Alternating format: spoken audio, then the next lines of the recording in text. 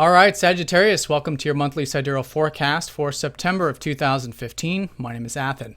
So we've got a very transformational month this month. We've got those eclipses taking place, which are always changes to our life path.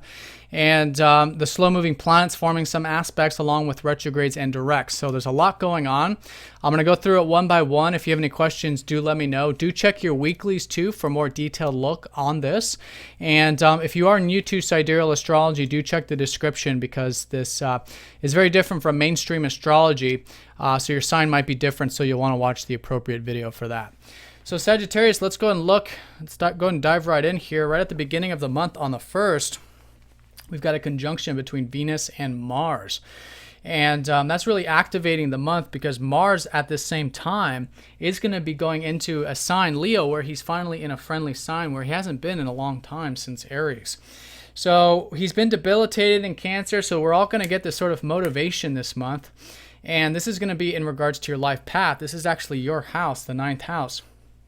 It's about life path. It's about philosophy. It's about spiritual study. It's about travel. Basically anything that expands our mind or expands our literal environment. So being free and opening up to that freedom of life. And I think you'll be very, very motivated to do these things right at the beginning here, mostly because of Mars going in here, but also because this conjunction is very passionate, actually. Venus is the yin, the feminine energy, and then Mars is that masculine energy. And when they do combine, there is that strong passion.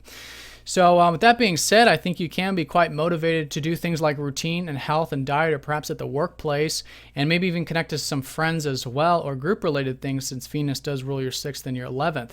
And likewise, I think you can enjoy self-expression and some spiritual time out maybe this early part of the month, since since Mars does rule your 12th and your 5th. But if you are reflecting on the routine stuff and the community or group-related things, that's totally natural for this first week of the month. And then Venus is going to go station direct on the 5th and 6th, where a lot of those things relating to the work environment and relating to organizational things or friends will start to move forward for you slowly as the month progresses. So there is a shift there taking place. But in either case, quite passionate about those areas, and that's really kicking off the month, particularly around that 9th house for you. Now, also on the 1st, the Sun does oppose up to Neptune. So there is this balancing act that will be taking place this month involving your 9th house and then also your 3rd house. Now your 3rd house has to do with more of the rational mind. It has to do with the practical day-to-day sort of thinking and projects and just anything in our immediate environment. So it's been increasingly important for you to go with the flow and have faith and trust in those matters, especially relating to things that utilize your mental faculty very strongly. But with this opposition, it's remembering that while there is this expansive part of life, there's also this very grounded, very earthy sense of life, very practical side of life. So that's going to be an important balance, and this Neptune energy will help relax you, help calm down a lot of this 9th house energy, which is going to be quite high, like I was saying, especially with Mars here. So it'll balance it out, and that's just the natural case whenever we are very motivated and very driven for the expansion, the adventurous spirit, philosophy. There's a lot of information coming down. We're expressing ourselves quite a bit in this area too with the Sun here. But with Neptune, it's, remembering that everything in the 9th, which is possible, has to be practical. It has to be applied. It has to be grounded into the day-to-day experience. And through that, I think things like learning, I think reading a book, all of that you'll find very relaxing, as I'm sure you have been over the past many years with Neptune. So that's going to be an important opposition all month long, but especially on the 1st when the Sun opposes up to Neptune. Then on the 5th and 6th, Venus does go station direct, like I was saying, so things start to move forward for you in regards to those work-related things or group or friendship-related things in the organizations that you're a part of, or community-related. Then on the 7th, 8th, and 9th, Mars does trine up to Uranus. So there is this excitement actually coming in, even more so, for you to expand those horizons. Now it's coming in from the emotional body. It might be some opportunities in regards to the home, or it might be the home front or family front that's prompting a lot of this possible, expansion here of the 9th. And so with this, I think it's just going to come very naturally. I think it's going to come very easy. But do continue this month to find that freedom with your emotional body, to mix up things around the home, around the family, things relating to your past, because you're understanding, and have been over 5 or 6 years with Uranus here, your true self on a soul level. And that true self is going through a sort of reflection with Uranus retrograde. However, trining up to Mars can be very motivating. And a lot of these things that you do uncover about the past roots, home, and family, which have been freeing, hopefully, you'll find motivating you even more and supporting whatever your pursuits are here regarding that ninth house. Some of you might be doing university studies. Some of you might be getting involved with new religious pursuits or spiritual pursuits. Some of you might be, traveling, things like that. So whatever it is for you personally, that'll be, the details for you. But that's the 7th, 8th, and 9th. And then from the 11th through the 17th, we do have Mercury sextiling up to Venus. So there is some enjoyment to be had this early part of the month in regards to your work and career. At least on that public level, anything that has to do with your legacy, and usually career for most of us, though. So Mercury's been in here since last month. So if you guys have been thinking about setting intentions with, getting busy perhaps around the career area, you can find this quite enjoyable this early middle part of the month. That's the sextile up to Venus. So I think that's very helpful, very useful, because the North Node has been transiting your 10th for the past 2 years. That's where more life path things are going to shift and change for you. Now this month, the new beginnings are going to be around the 9th house, which is everything that we need to understand before we go into being of service and giving and starting, sharing our gifts with the world, which is the 10th. So that's where the strong emphasis is going to be. However, there's this undertone about this month. And the undertone has been all of these shifts and changes around home, family, past, and roots, which will continue, that will be prompting you to spend more, hopefully spend more attention towards the career stuff, the legacy stuff. And like I said, you'll find that enjoyable. But with the North Node here, it's really your life path, your calling right now at the moment to be pursuing that particular area of life. Now, also during this time period, Jupiter will then be opposing up to Neptune, just like the Sun did. And so the importance there with that is that, again, balancing the right side of the brain, the possibilities, with the practical left side of the brain. And there is opportunities, there is expansion happening, like I was saying, in your 9th house, but stay present with it, stay patient with it. Oppositions up to Neptune. It's very important that you stay grounded with your philosophies and your ideals as well. But have that faith, have that trust, in a higher power, and then naturally that will help balance out a lot of this expansion for you. So that's going to be that middle part. Also on the 13th, so this middle part of the month here, we do have that solar eclipse. Now this is where you're going to have those new beginnings. Now, it does have the energy of the new moon. So this is about new beginnings. It's about going within, feeling the energies. So here, again, it's about where you're going. It's your life path. There's going to be major new shifts and changes for you for the next 6 months in regards to how you are expanding your horizons, your life path in general, how you see life. And that's why it's oftentimes associated with philosophy. So with the new moon solar eclipse energy, it's a time of going within, receptive to the new insights that come to you during this time period. And then as the month unfolds, as the following months unfold, this month and the next few months, that energy will be able to slowly start to be put into action, because you'll be clear about it, you have clear intentions, because it's not quite action phase, although I think you guys will be quite motivated with Mars and the Sun at the top of your chart during that eclipse on the 13th.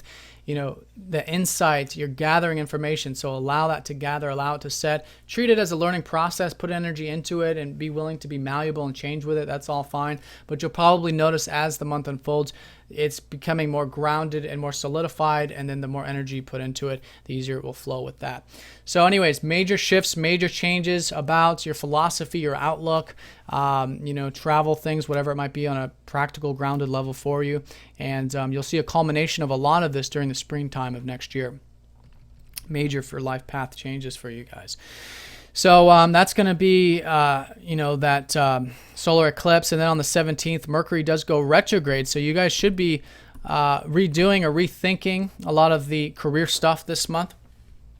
And that's good. Pay extra attention at the career front also with Mercury retrograde. Probably reflecting on relationships as well during this time period going into October. So be open to that. Mercury retrogrades aren't a time to shy away from those areas. They're just a time to treat it as a learning experience and to be more open to learning about it and to redo and restructure, because there's obviously something here that needs to be restructured with your career or legacy or big picture, as well as maybe with your relationships. And as it always is, anytime Mercury goes retrograde for you Sagittarians, it's usually a reflection of career and relationships, but especially the career front, because what you redo during this time, once October comes around, Mercury will go direct, and then a lot of these things that you redid will be able to be put into action. Now, the sun does go into your 10th around this time, so there's this significant shift around this middle part where I think you'll be focused more on the career stuff and insight. I think that's where your intentions are going to be, while still very much about opening your horizons. So by all means, going into October, set those intentions, treat it as a learning process, and you'll find a lot of that still facilitating your life path. Now, the 18th through into October, Saturn is going to be sextiling up to the North Node. So this energy here has been Saturn in this 11th house of yours. So if you guys have been taking things seriously around organizations, around group-related things, maybe around technology, innovation, that kind of stuff, which is the 11th house, Saturn over the past couple of years has been helping you ground this area, and this is where a grounding point can be for you this month. So continue to put that disciplined energy into it, and what you'll find is all of that, whether you're getting involved with your community or organizations at work, or you're giving and contributing through your work, it's very other, almost philanthropic oriented in that regards, then you'll find that that's actually supporting the career stuff very much so with that sextile up to your North Node from Saturn. So something to look out for there, but it's very subtle. That's going to go exact on the 30th. So as the month unfolds, that'll be increasingly important. Now, on the 23rd through the 27th, Mars is going to be squaring up to Saturn. So we're all going to have a sort of test of our patience here, and this is, again, involving that 9th house for you. So patience, thinking long-term, especially in regards to these 11th house matters that I was mentioning with the organizations, etc. This is, a test, and it's usually Saturn testing our perseverance. So it's 2 steps forward, 1 step back kind of energy. Take it slow with whatever it is you're intent on this later part of the month around travel, philosophy, expansion, studies, wisdom, etc. And what you'll find is that through that, you are grounding it, and you actually can accomplish quite a bit during this time in relation to that 9th house. Now, Pluto does go station direct here around the 24th, 25th. So if you guys have probably been in a sort of reflection time period over the past 6 months about your identity, who you are, what your goals are, what your goals are like. And that's been Pluto retrograde in the first. So where you're going, where you're headed, where you're putting energy, what you've learned about all this in the past 6 months now, during this later part of this month, you guys will be able to implement it. And going into October, you can really start to solidify it and ground it and make it very practical and real and really step into your power here. That's what this is all about. Pluto over many years has been in your first house to help you step into more power of identity, power to go after your goals, your pursuits, your ambitions. It's a very active, oriented part of the chart. So it's all Pluto is calling you to be open to change here. Be open to change with yourself. Be open to change with your life in general. And then naturally through that, what you'll find is that it's no longer feels like it's happening to us. We become the agent of change. You become the agent of change, and then you're able to implement it more strongly. But that'll be a shift there, this later part of the month, but especially into October once Pluto goes out of his shadow and that energy starts to move in your first house. It's all about goals, your intentions, ambitions, your self-image, etc. So that's Pluto, and that's pretty much it in terms of the let's see here. Slow-moving planets. Now, we do have that lunar eclipse taking place in that 4th house of yours here coming up on the 27th and 28th. So this has been an ongoing theme with these eclipses actually in regards to your home and family and transformations and changes there that have been taking place. So with this eclipse, it's going to be very spiritual for all of us. It's happening in Pisces. It's your 4th house, and it's a culmination point of a lot of the new beginnings that came to you around the May time period of this year, because that's when you had the solar eclipse in this 4th house. So think about around that time period, what shifted, what changed in regards to home, family, past roots. Now can be a culmination point, at least an awareness point of that part of your life.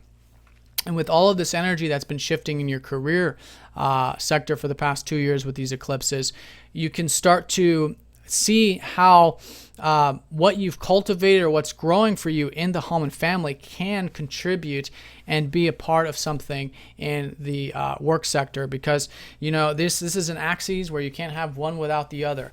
You can't have the work professional public life without the personal domestic life, and vice versa. So it's always a balancing point with all oppositions, especially lunar eclipses, which can be very transformational.